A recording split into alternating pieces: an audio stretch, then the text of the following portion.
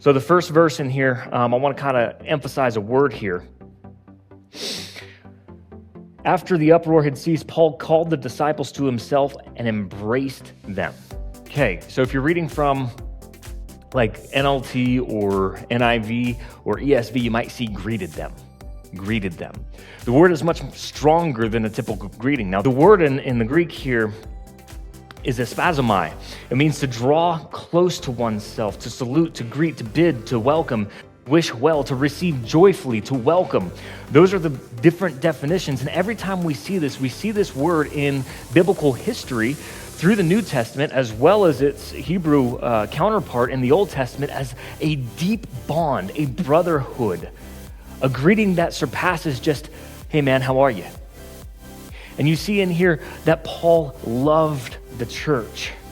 He cherished the saints. He had a deep love for the body of Christ. And so right here in the first verse, we have purpose for how we as Christians should live our lives with a deep love for one another.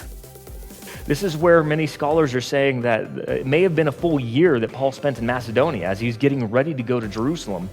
And these many words may have been many speeches.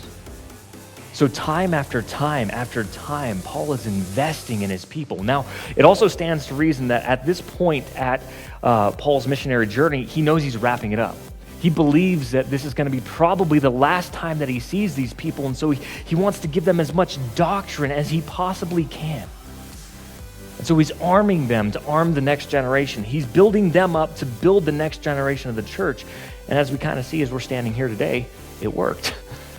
In light of his past efforts in persecuting the church, Paul's love for the church is on full display through Acts 20. It serves as an example of true discipleship, as well as a reminder that if we do not love God's people, we do not truly love God. As Paul reminds the church in 1 Corinthians 13 verse 2, "If I had the gift of prophecy, and if I understood all of God's secret plans and possessed all knowledge, and if I had such faith that I could move mountains, but didn't love others, I would be nothing."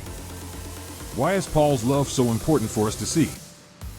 How do you display God's love to his people? Take a note in the Drive app here. Then discuss these questions with your spouse or spiritual mentor today.